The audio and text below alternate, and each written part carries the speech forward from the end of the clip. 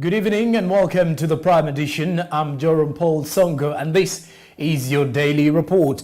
It is a Tuesday, the 19th day of April 2022, and we're here to take you through what has been happening from the world of business and making headlines across Uganda as well. And definitely let's get right into it. And we kickstart it off with our very first, as the public-private policy dialogue is aimed at impacting the East African community, integration on investments and job creation, and it has called for enhancing leading farm structure for the youth employment in Uganda. Let's have the details of this report. The dialogue, which attracted different stakeholders like the Private Sector Foundation Uganda, Young Africa Works, the East Africa Business Council and MasterCard, among others. Right Honorable Rebecca Kadaga says the treaty doesn't address the existing barriers to trade, investment and job creation across the East Africa community market and the law made by the East African Assembly in 2017. Because all decisions are by consensus. Consensus was fine when we were Kenya, Uganda and Tanzania, but now we are 6, almost 7.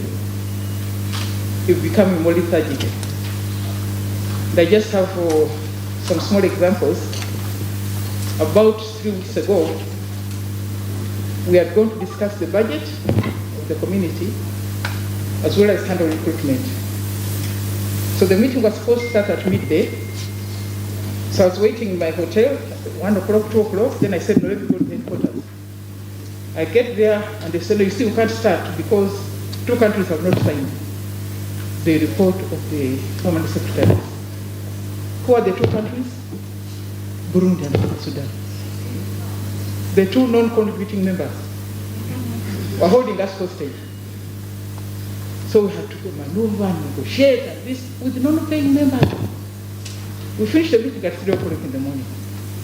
But I left the meeting really angry, and I told my colleagues that I think we should impose that. There are no sanctions. They are there on paper. How can someone who has not paid a single dollar say, I'm not signing? Because I'm not signing, you can't work. So that's part of the problem. The second one is that the treaty does not suit the national laws in some instances.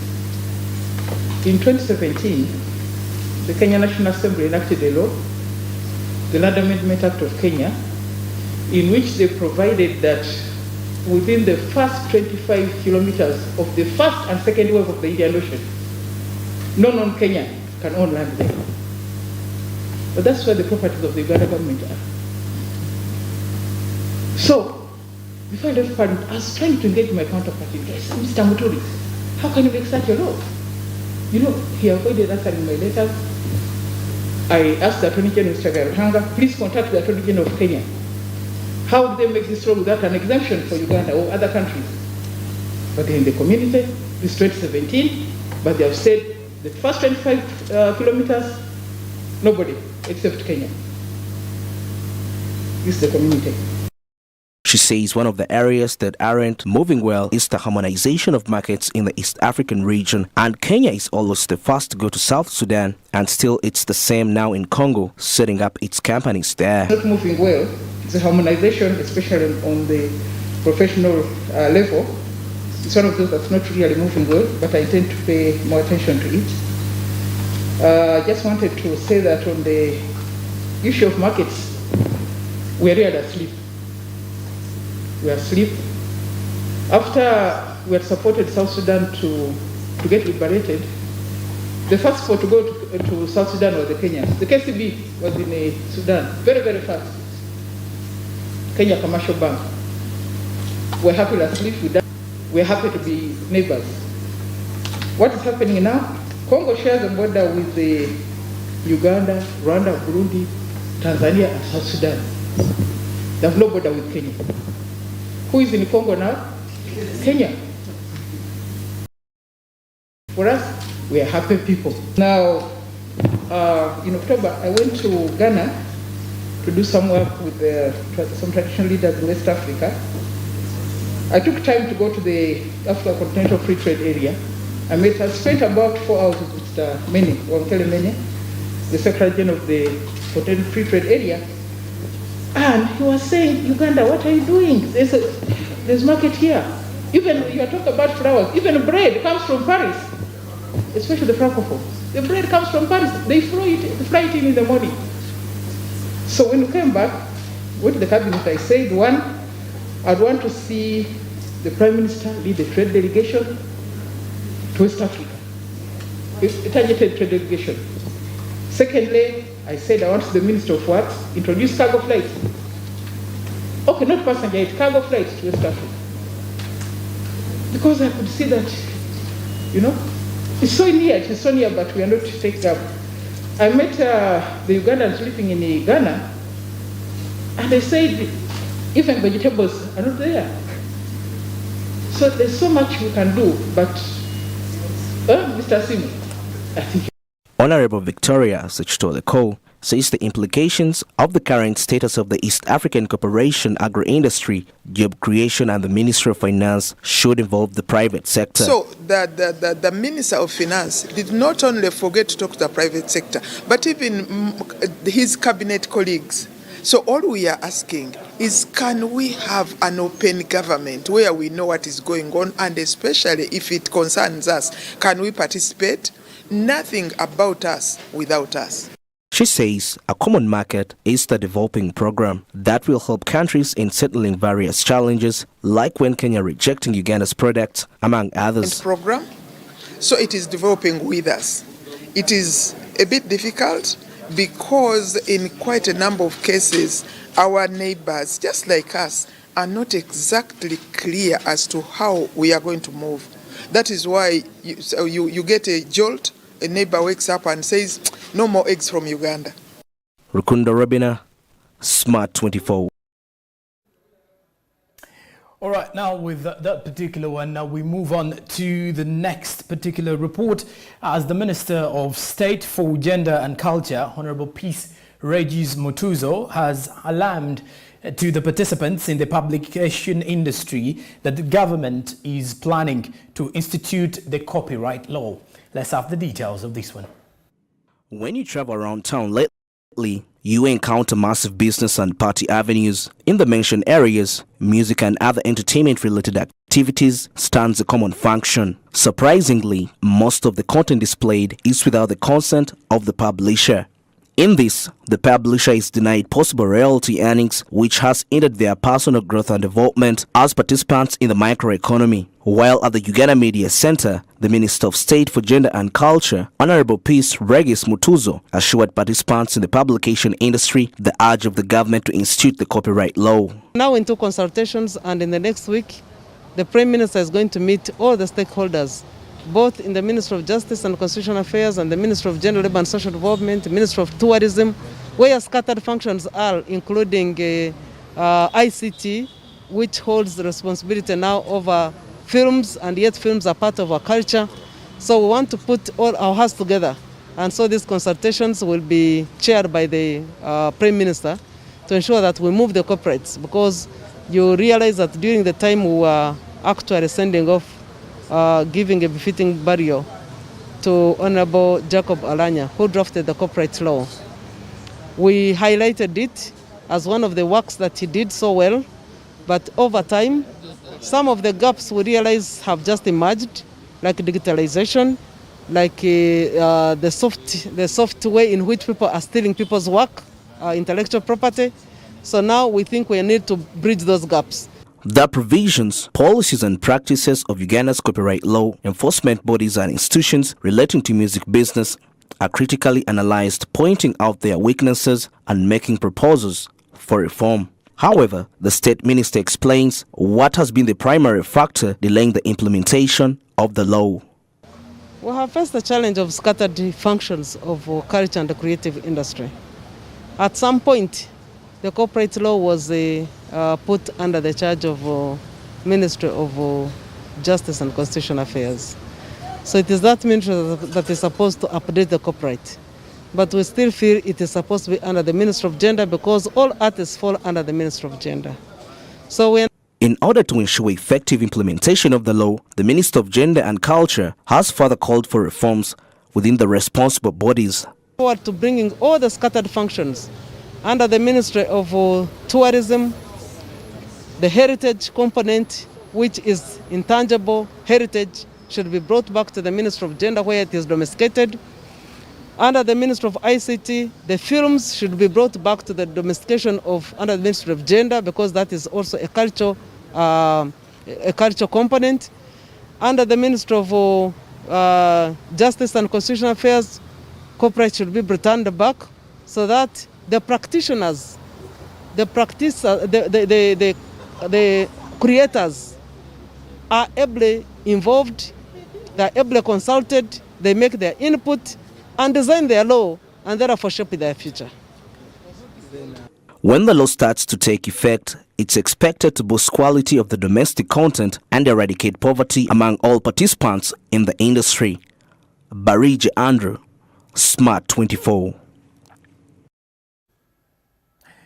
On to the next one, let's talk land grabbers at nursing union. Social media platforms have of late been reporting on land grabbing at the Ugandan nurses and midwifery. Though President Justus Cherupo Kiplangat of the union informed the general public that the land belongs to nurses of Mulago, though they allowed a private investor to first set up a pharmacy to enter in it, hence development. Let's have a look at the details. Rumors have been circulating in the social media that Ugandan nurses and midwifery sold off the land, hence paying themselves. Meanwhile, speaking to journalist Justus Cherupo, he says that the land grabbers should stop because the land is owned by the nurses and they are going to write to the Minister of ICT to track all of them who are spreading the false information in the public, causing problems. And warn those land grabbers, you are using advantage to disturb our community, to disturb our nurses, but the land is theirs. It is not belonging to Mulago. That land is not for Mulago. That land is not for anywhere apart from Uganda Nurses and Midwife Union. And furthermore, a human resource at Uganda Nurses and Midwifery Union, Joel Sonko, revealed that the land has a lease of 49 years with the triple arrangement which they are planning to construct a nursing university, hence promoting Uganda staff, and that the land belongs to them. The land in question is owned by Uganda Nurses and Midwifery Union. It has not been sold, rather it has been leased under the triple B arrangement in a way to establish a special university for training nurses. The land is still owned by the union to the benefit of the nursing fraternity. This false allegation comes from land grabbers who have tried to steal this piece of land but have failed to do so. What we have done is called a stop-gap measure, but at the same time a development strategy for the union. Samuel Chirimunda, Smart 24. Now, away from that, let's speak commodity prices on the farmers, as the farmers are seeking for fair prices on their produce.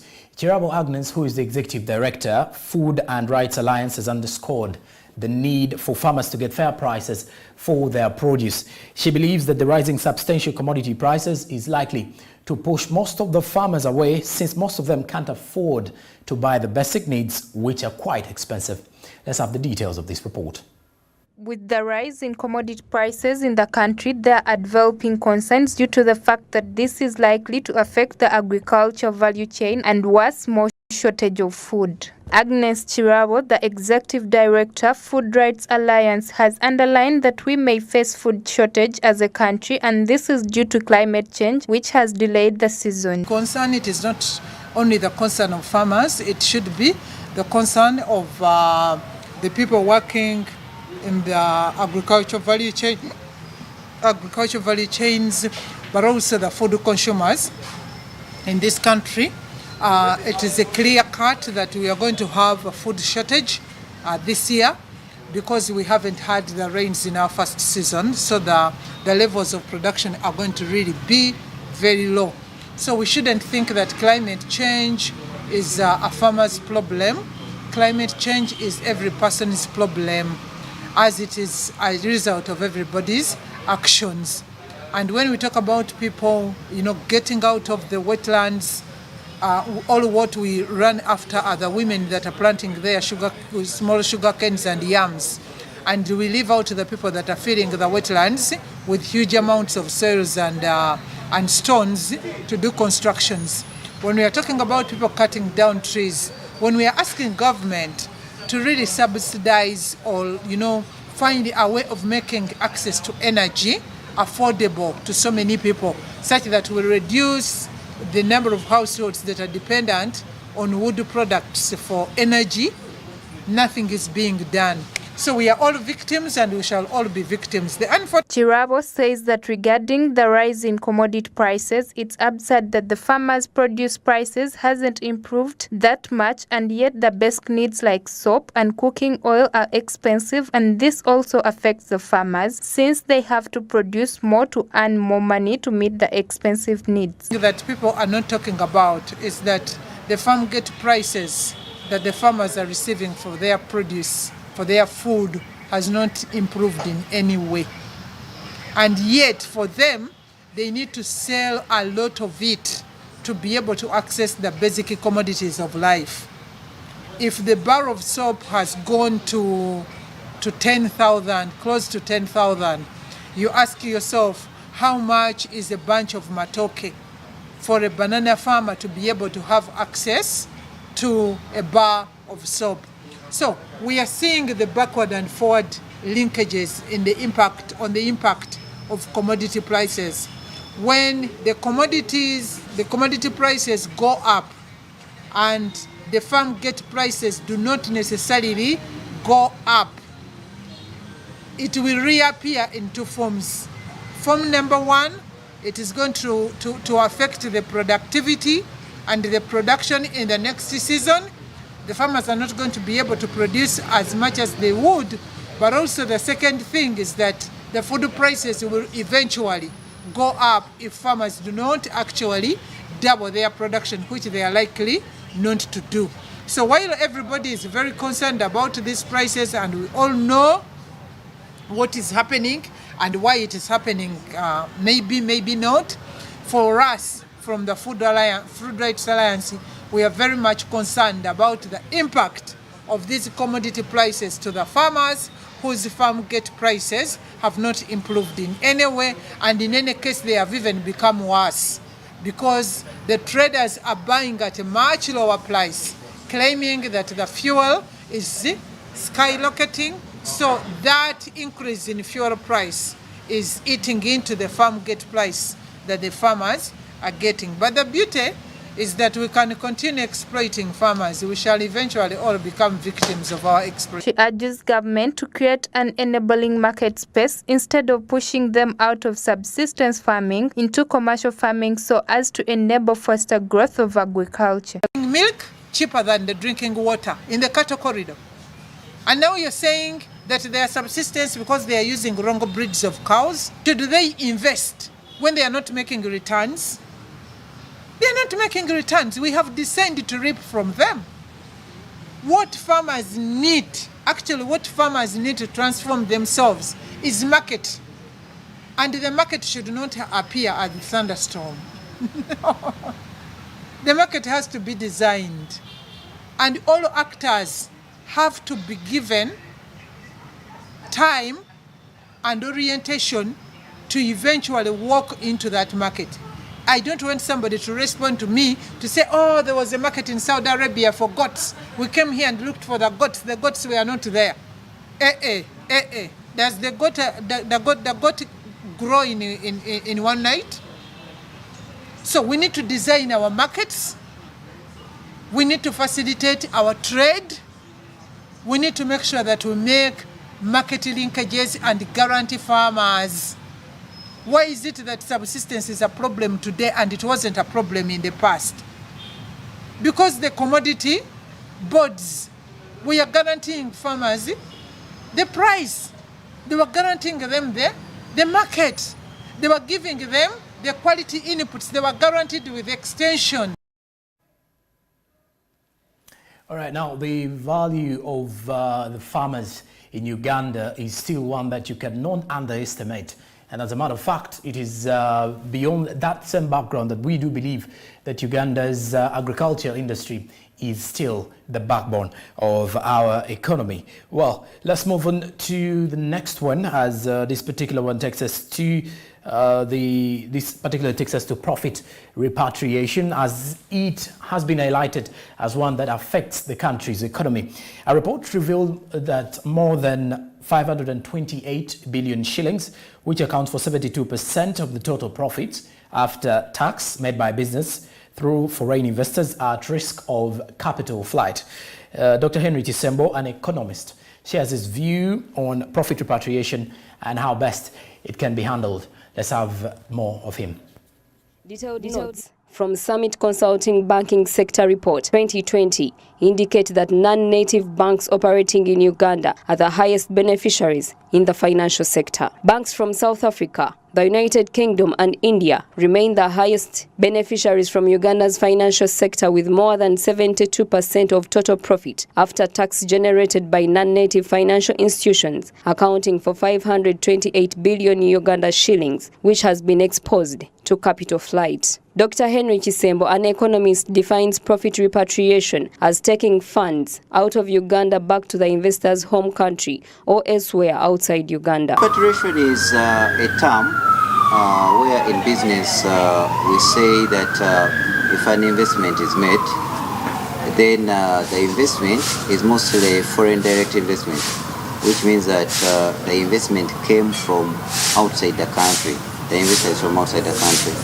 Probably they started a company here or invested in an existing company, but at the end of the day, the profit has to go back to the mother company. And for many times, we also call it capital flight. Capital flight is where we inject, say, investment in Uganda.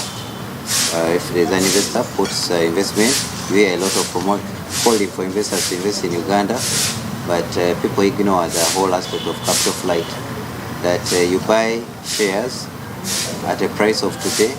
In 10 years, you will reap more as the investor and take to your country than in the country where you're investing. Repatriation of profits can happen for several reasons. For example, intra-farm trade, return on equity or tax optimization, among others, as he explained. The existing policies, like policies in the country, like the fiscal monetary policies, because one is that we focus a lot on foreign direct investments and lesser on domestic resource mobilization. There are people who are wealthy enough in Uganda to be able to invest, but they are ignored, and then we look at foreign investors. We call upon foreign investors to come and invest in different sectors. So what happens is, at the end of the day, they are not Ugandans. They love to go because there's what we call equity and debt. Equity is when you buy shares in a company, you get out your profits, and then you're gone. You leave the company for the owner. When a country earns income through foreign investment, the earnings are subject to foreign exchange risk, meaning they could potentially lose or gain in value based on fluctuations in the value of either currency, as Henry elaborates. You live on the numbers which you think that this money actually belongs to Ugandans or the country until the company is leaving or the investor is leaving after their time.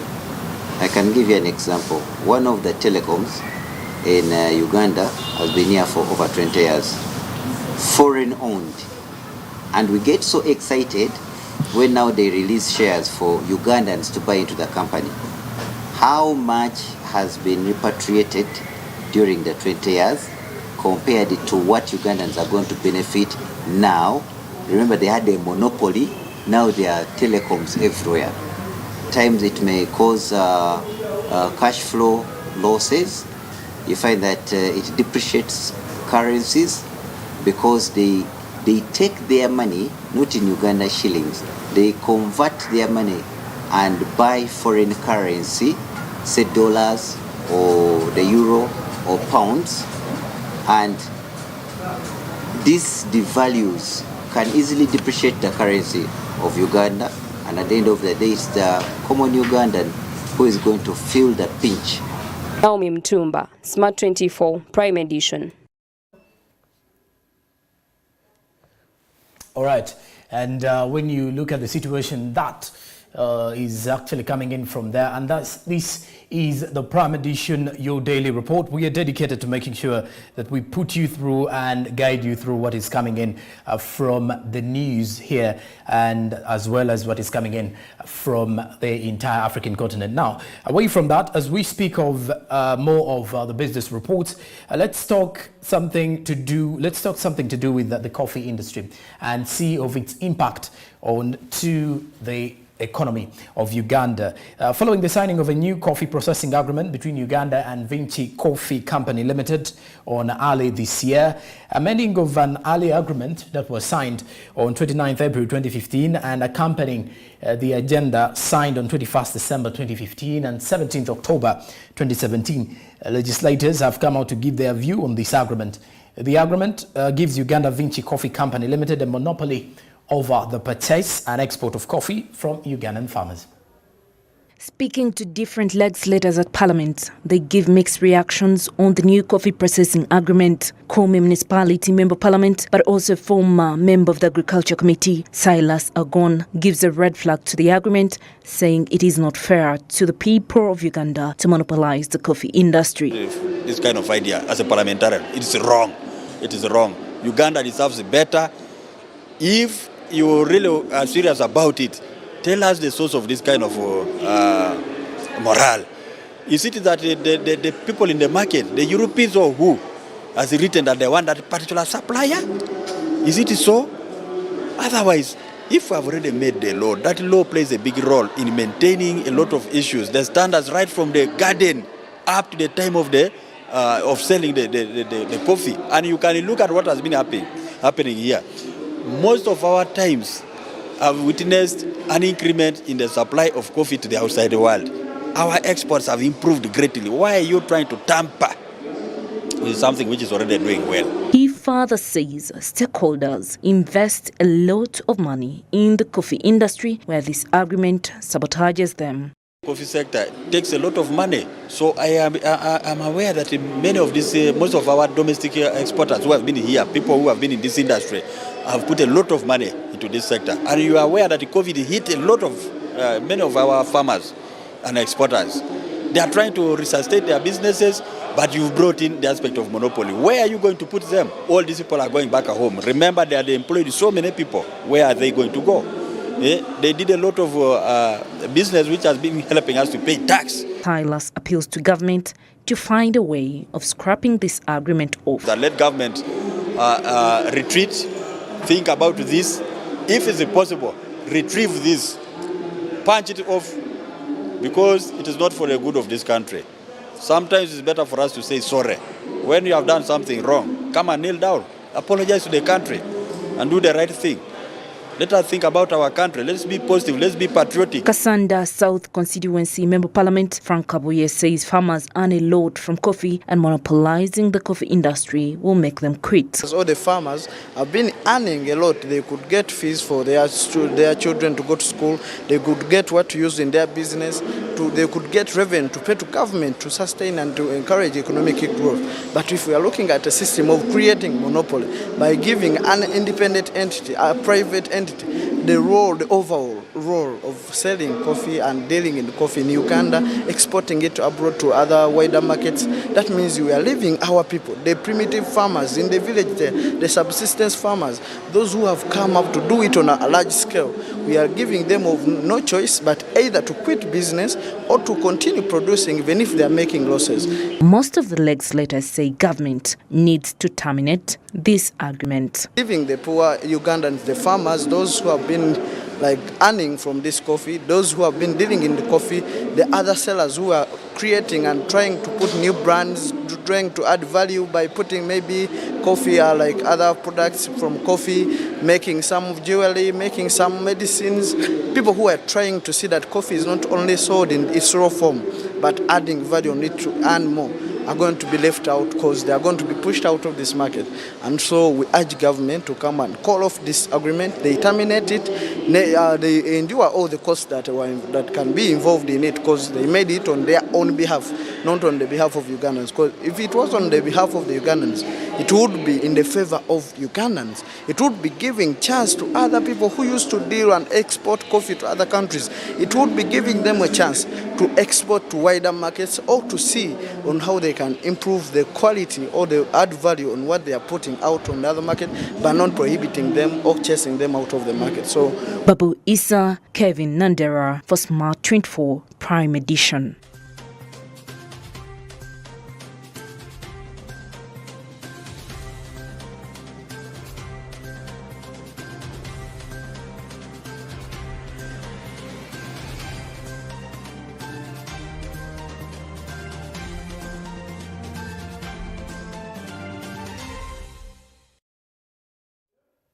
It's time for Prime Sports now, and we head to Germany as the German Bundesliga has seen Thomas Müller in talks to extend his stay at Bayern Munich till 2025. Now, he's in talks to extend his stay at Bayern Munich with a 2-year contract. The contract will see the German international and 20 million euros annually. Negotiations between the two parties have been ongoing, and an agreement is expected to be reached imminently, according to the reports that are coming in from